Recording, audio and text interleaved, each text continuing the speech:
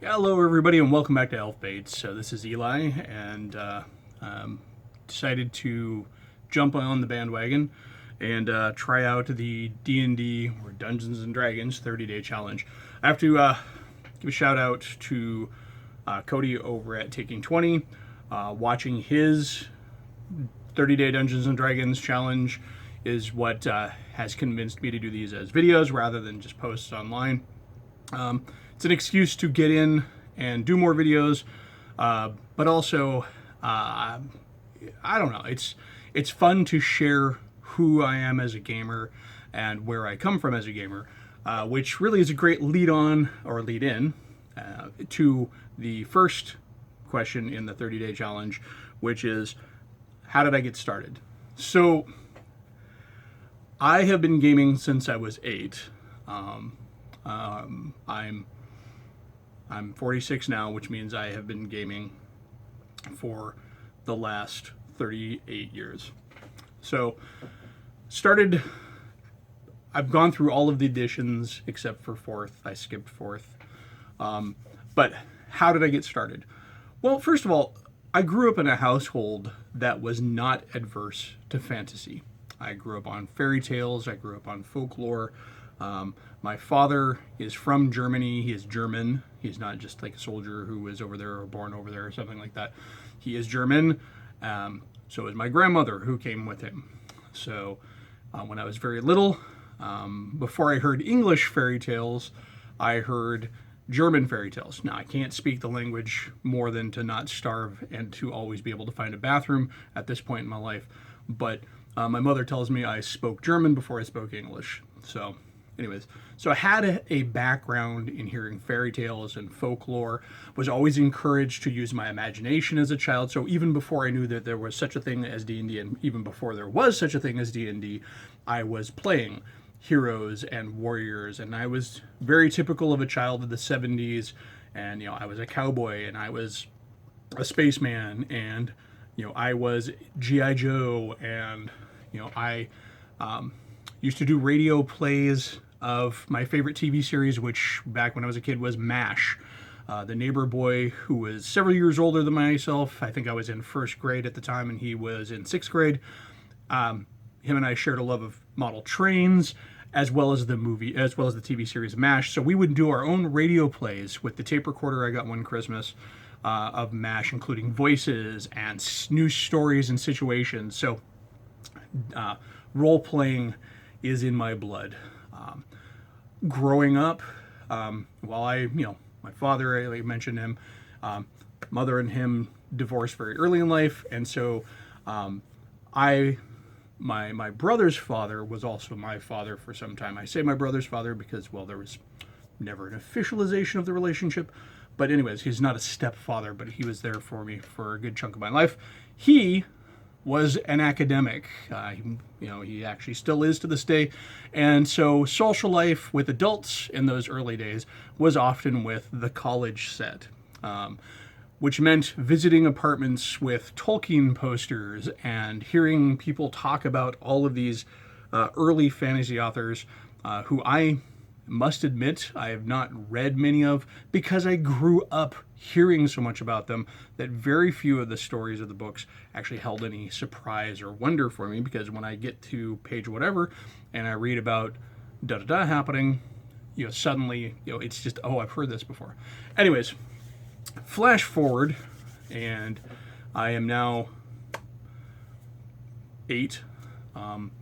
My mother and my brother's father have separated. My mother's gone her own way. And so my brother's father was still an influence on my life. He was very outgoing, very active, and he very much cared about me as a child. And so still, while my brother was too young to go over to his house on the weekends, I would go over to his house on the weekends. I would hang out, we would go kayaking, we'd go down to the beach, we'd go hiking, whatever it was.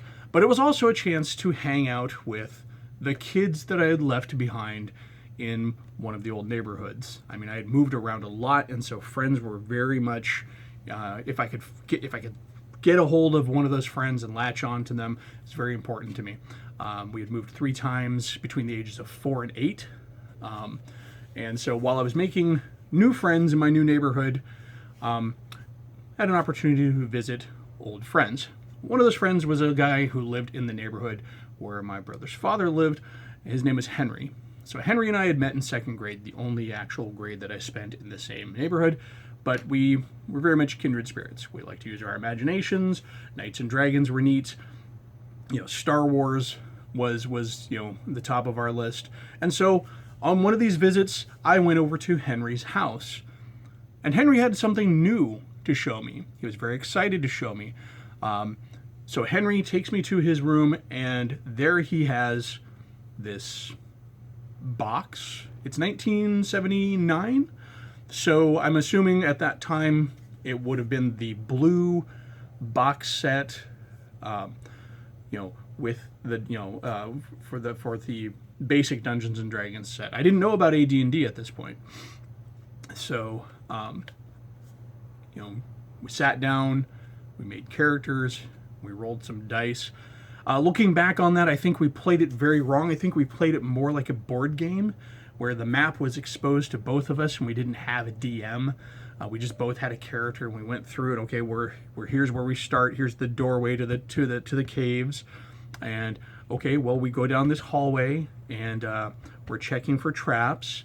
And okay, we're in room 1, so pull open the book and read the description of what's room 1. So almost like a choose your own adventure. And you go, okay, well, here's the description of the room, and there are orcs. Okay, we're going to fight the orcs. And I think we traded off rolling the dice, for when the monsters attacked. Like when the monsters attacked him, I would roll the dice, and when the monsters attacked me, he would roll the dice. So we didn't have a DM, but we were still very much in the dungeon crawl mode. So it unfortunately was a short visit. It was a visit on a Sunday, and so that meant going home, and I was collected by my brother's father and taken home. I was taken home with dragons and dice and words that I had not really encountered in their spelling, so pronounced them horribly wrong. At the time, I did not know that the word chaotic was pronounced chaotic. I had heard the word chaotic, but I'd never seen it spelled. And so when I saw the alignment in basic Dungeons and Dragons of chaotic, I read it as chaotic. So I had a chaotic fighter, because even then I wasn't playing the hero. Anyways, although I tend to like heroes nowadays. So had dragons and dungeons and 10-foot squares and graph paper and monsters and encounters and random tables. All of this swirling in my head. I babbled onto it about it with my mother. I babbled to my my stepfather, who at the time was just my mom's boyfriend, about this game. And they both were wonderful adults. They listened. My mother had always encouraged me to use my imagination, and here I was. I was a child who had books on all sorts of topics growing up. 5 years old, I was given a book on translating ancient languages. Didn't ever use it, but it was something I would thumb through and be inspired by the strange-looking, artifacts and scriptures and manuscripts and everything that were shown in this book. Later on in life, I would end up reading the book, but early on, that stuff was just in that collective mass. So, with the rest of Sunday left to me, I promptly sat myself down at the kitchen table with a box of markers and graph paper, because for whatever reason, back in the 70s, graph paper was everywhere. I could never go into anybody's house and not find graph paper. Later on, I realized that the reason for this was that growing up in a blue-collar manufacturing household with lots of manufacturing, families in the neighborhood, well, graph paper is used a lot in those jobs because you're always drawing diagrams and plans and things. And so a lot of times they would just be pads of this because they would take it home from work because it made easy scratch paper. But anyway, so graph paper, pen in hand, I sat down to try and recreate the game of Dungeons and Dragons from my memory, my ecstatic memory that was just racing, trying to put together what I had just experienced. And though it was just a game in a box, nothing new. I'd played games in boxes before. I'd played games out of boxes. I had played games, but this game was different. This game was me making the character in the game. This was me picking which hallway I went down. This was me checking for a trap. This was me figuring out a puzzle. This was me encountering monsters that weren't just orcs or goblins, things from Tolkien. There were things in there that I really had never encountered before. There were skeletons and zombies and sturges. Or maybe there weren't sturges. Who knows? It was basic D&D. So, but the point is that I wanted this game. I wanted this game so badly that I felt that I needed to recreate it for my own. I did a map. Being an artistic kid, I had a full color map. Full color to this extent that you can get with Crayola markers on graph paper. The dungeon was complex. Somewhere I still have this thing, but I don't know where it is. I think it's probably in a box at my stepdad's house. But it was multicolored and it was complex. I remember that there was a river that ran through it.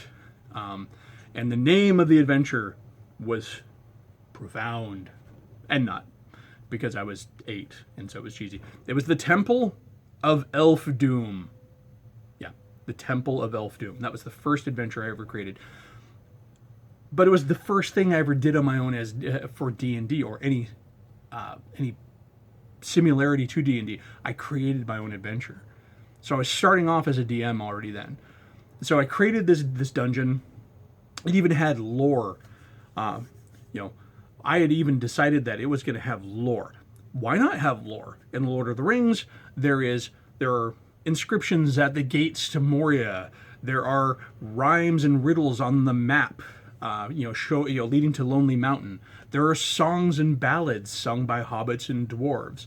Why not have lore? So I created a song, a bard's tale, that told the story of how this temple, this elven temple, had fallen. The Temple of Elf Doom. Of course, the elves didn't call it that, but that was what it was known as, because the elves had done something that had made it fall. Now, not only did I write a bard's tale, but I gave it a tune. It was written to the tune of Green Sleeves. Growing up in a relatively post-60s, 70s family with a kind of I always refer to her as a recovering hippie for a mom. So a tune like Green Sleeves was in the air. There's a lot of Three Dog Night and stuff like that too, but hey, whatever. So using the tune to Green Sleeves, I had created this piece of lore that was designed to catch the fancy of the adventuring party who would go explore the Temple of Elf Doom. So I had this created. I'd try to recreate character classes and stuff. And I'm sure it was a jumbled mess. I'm sure it absolutely was just ridiculously wrong. I mean, how could it have been right? I'd had one quick few hours afternoon fun playing a box set. Wrong. But so I've recreated Dungeons and Dragons with Crayola markers and, graph paper and handouts, because I wrote out the words for the bards for the tale of the Temple of Elf Doom, and so now what did I do? Well, what is Dungeons and Dragons without players? I was a dungeon master.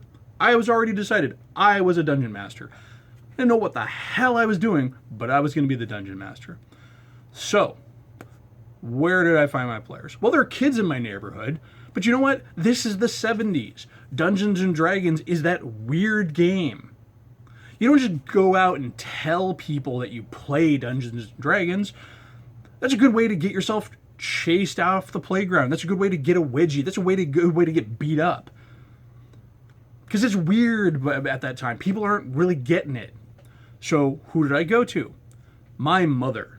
And bless her heart, my mother and my stepfather both sat down and let me fumble my way through running them through the Temple of Elf Doom.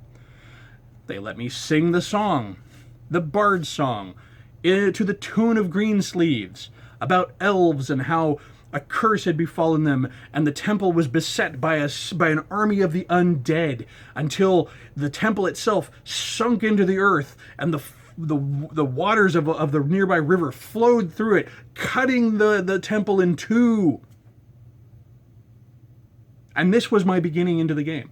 So my mother and my stepfather humored me for a good couple of hours until it was clear that I really didn't know what I was doing, and dinner needed to be made, and there's probably football to be watched or whatever. But they humored me. So that is the impetus for the lifelong hobby that became, my obsession with Dungeons and Dragons and other RPGs. Now, from there, it developed along a more, correct, I guess. I eventually learned how to play by the rules and play different editions and stuff.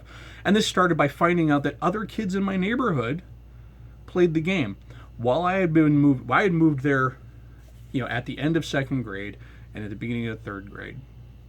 And none of the kids I knew at school played Dungeons and Dragons, but a new kid moved into the neighborhood. Now this new kid was, I believe, in 5th grade when I was in 3rd grade. So he's a couple years older than me. This is Kevin. So Kevin, if you're out there, here's where you come into the tale. Kevin, evidently, was also playing D&D. I don't know if it was in 5th grade or in 6th grade, but at some point I saw him walking down the hall of school carrying a D&D book. I knew what it was. I had by then picked up the Fiend Folio, which was the only hardbound book for D&D I had picked up. I picked up the Fiend Folio. I didn't have the Player's Handbook. I didn't have the DM's Guide. I didn't even have a Monster Manual. I was looking at the local department store, the local Fred Meyer's, when they sold Dungeons and Dragons stuff, and there was the Fiend Folio. The Gith Yankee on the cover with his oh-so 70s, 80s album cover visage or whatever. So, by the time Kevin moved in, I had this book. Now, timeline is a little sketchy when you get that far back. I know I started playing in 79, but when these individual events happen, I couldn't be sure because, I'm 46 and time is the enemy. But anyways, after learning that Kevin played, I found out that he played with kids at school, 6th graders and 5th graders. I wasn't allowed to join because while Kevin was cool hanging out with me in the neighborhood and playing with me, I wasn't ready to be friends with a 3rd grader. Keep in mind, it was the 70s. So, and it still goes on, but I was a kid. So a few years go by. Kevin and I are getting to know each other. We're starting to play D&D around the house. And then I meet another kid in school. I think it's in 4th grade. This guy named Jay. And Jay was a rich kid. Jay had the Intellivision. He had boxes of Star Wars cards whenever he wanted to. Whenever new Star Wars cards came out, he would buy a box. He wouldn't go buy a couple of packs. He would buy a box. And then he would lord it over everybody's head that he had all the cool cards. Of course he had all the cool cards because he had the ability to buy a box. So while Jay didn't have D&D books of his own, because whatever, I don't know why, his older brothers did. And so Jay had D&D. And Jay and I talked about D&D. And then there was Greg. Well, Greg didn't have D&D. Greg was interested in D&D. And then there was Jeff. Jeff was a new kid from outside of the school, and Jeff, like me, was kind of the awkward, nerdy kid. And Jeff was really into D&D. So my D&D life is exploding here around 4th, 5th grade. I'll end up, by 5th grade, it's clear that Jay is a total tool. And so Jay and I aren't hanging out anymore. But Greg and I are hanging out. I was in Cub Scouts with Greg. I went to see Flash Gordon with Greg and his dad. But Greg isn't part of my D&D group. Greg's just a friend.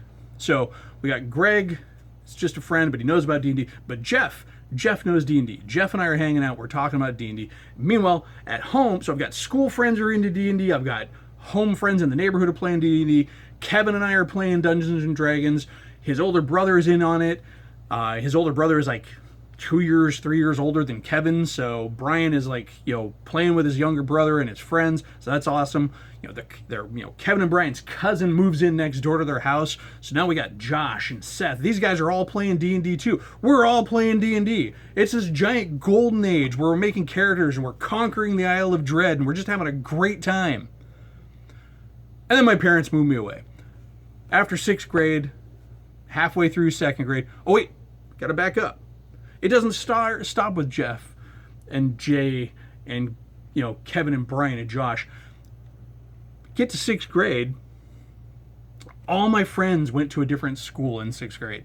The district had changed the lines, and suddenly I was going to a completely different school than all my other friends. So about this time, though, my cousin moves into the neighborhood. He only lived in the neighborhood for about a year or two, but turns out my cousin is also into D&D. And then I meet other kids at school who play D&D. In 6th grade, suddenly D&D is coming out of the woodwork. It's clearly been growing in popularity. Of course, this is also during the Satanic Panic, so we're all being told that we're all evil, we're all going to die, we're all going to go to hell. But that's okay. We don't care. We're all metalheads anyways. So for us, it was just a one-way ticket to dine at the table of Ozzy after he passed. Anyways, so we're playing our games. We're having a great time. I get off to 7th grade. I'm at I'm gaining speed, meeting new friends. Into my life comes Ilya and Ray and another Jeff and Sean. All these names that just swirl around in my head as the golden age, that beginning, in the dawn of my D&D playing. So junior high school comes around, got these friends, we're getting epic campaigns. I've got my character Baylor the Barbarian. This is after the Unearthed Arcana comes out, and he's badass, and he gets hired by Ilya and Ray's thieves to guard their thieves guild. They've got another campaign they're playing in, and Baylor's from our campaign around the house. But they hire Baylor to guard their thieves guild, and turns out that Baylor has actually been hired as pretty much a meat shield against the Githyanki that are coming after that thieves guild to get their silver sword back. So just epic level campaigns. Baylor the Barbarian. At this time, I also had the Outlaw of Ulick. It was my first Cavalier character. This guy comes in, and I've got the chance to make this glorious, honorable knight character. And what do? I make him an outlaw. We just had fun. One of my first characters, at this time comes out as Shagon Icehawk, this ice elf. I wasn't going to make a regular elf. I was going to make a wood elf. I wasn't going to make a high elf. I was going to make an ice elf. I had picked up the Rolaids book on elves, and it had different kinds of elves, and damn it, I was going to use it. So, 7th and 8th grade, or 7th grade, middle of 7th grade, my parents move. My mom and my stepdad are tired of the suburbs. They're growing. They're going to move further out. So I leave those friends behind, still visit on weekends, still spending the night, still playing D&D and stuff. 8th grade comes around, though. Meet probably one of the most important people that I met in my childhood. My buddy Garth. I walk into art class, he's drawing the Thing from Marvel Comics. They're like, "You like Marvel Comics?" He's like, "Yes, I like Marvel Comics." Like, that's awesome. A couple of days, we find out we're both gamers. Next thing you know, every weekend, gaming. Every day after school, gaming. We're playing D&D. We're playing Marvel superheroes. When Cyberpunk 2020 or 2013 comes out, we're playing that shit too. We're playing Palladium. We're playing the Teenage Mutant Ninja Turtles role-playing game. We're playing After the Bomb. We are playing Heroes Unlimited. We're playing everything. Anything that came out in print and looked like it was worth a damn, we would pick up and play. Move on. Go through all of high school. My parents moved me again, middle of 9th grade. So I'm out in the country now. Everybody's far fucking away from me. I can't, pardon my language, but I can't get to anybody. Got one friend down the block. He plays D&D. Well, excuse me. He's into RPGs. He won't play D&D because of the Satanic Panic, the connotation. There are gamers in the school, but we're now out in the country. We got a principal who, if he finds out you're playing D&D or a game that has magic, he'll take your stuff. He will confiscate your books. So we play around there, get there. I do high school. Garth is still coming out on weekends. As soon as Garth can drive, he's driving out to my house every day after school. We're still gaming. Senior year, Garth is living with me. I'm living with my gaming buddy. How cool is that? My brother is old enough now. Well, not quite. He's still got at age 10. I ran him on his first game, so I've got my brother involved in this now too. So my brother, the kid down the street, his name is James. We're all hanging out, we're all playing. High school goes by, we graduate, hanging around, spinning our wheels, and we end up moving in together. I spend the next 10 years with roommates who are gamers. It is gaming every night, multiple campaigns. You come home from work and you're like, what are we playing tonight? Star Wars. What are we playing tonight? D&D. What are we playing tonight? Cyberpunk. Eli, run this. Make a character for that. Whatever it is. We got Warhammer going on. We're all miniature gamers because I discovered miniature gaming around the end of, around junior year, high school. We're all playing all that stuff too. So that's where it goes, man. I mean, I just this absolute back-to-back from one little encounter with the box set when I was 8 through high school, through my early 20s, all the way into my late 20s when I met my wife, who is a freaking gamer. That's awesome. Meet my wife, she's a gamer, move out from the gamer house, still have the buddies come over, play games, keep playing games. I play games to this day. Played a lot early on, got a little lean, after a while, wasn't playing a lot of RPGs for a bit after, towards the latter years of second edition. Third edition came around, somebody bought me the book and I was back into it. Started running it again.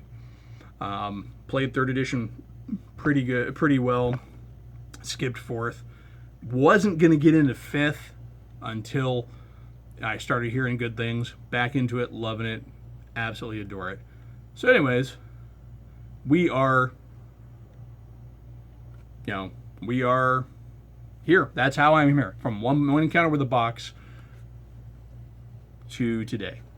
Been a DM most of that time. I don't think I've played a character continuously in a game since second edition. I didn't play any characters in third. I was always the DM, and most of my time in second edition I was DMing, and most of the time in AD&D I was DMing. Back then we had this weird thing. Garth and I were roommates and stuff for so long. We would run these weird campaigns where there was no designated DM. We both had kind of like these. We were both playing DNPCs, and we would just switch the story off based on whose character was doing what, and kind of co-DM'd both of our characters through it. It was really fun. It was really deep because it was only a couple of characters. We did a lot of one-on-one gaming too, where like one player, one DM. But yeah, so anyways, that is day one of the 30-day challenge for Dungeons and Dragons. How did you start? Let me know what your first encounter with D&D was. Talk about it in the comments below. Like, share, subscribe. Love to hear how you got into it, who brought it into it. Was it an older brother? Was it a relative? I was lucky enough as a kid now where I had adults in my life who were gamers. We had this guy named Tom. We would go over to his house and hang out and do chores for him over the weekend, and he would sit there and give us a gaming space when our parents were busy. We'd just sit there at his dining room table or on his living room floor, and we played D&D, we played board games. It was awesome. How did you get going? Share it below. If you really liked this video, you'd like to hear more, hit the like button. This is Eli from Elf Bait, and again, thanks to Cody for making such great videos over at Taking 20. Check him out. His video inspired me to do this. That guy has so much energy, it's insane. But hey, thanks for checking it out. Get out and game. Take care.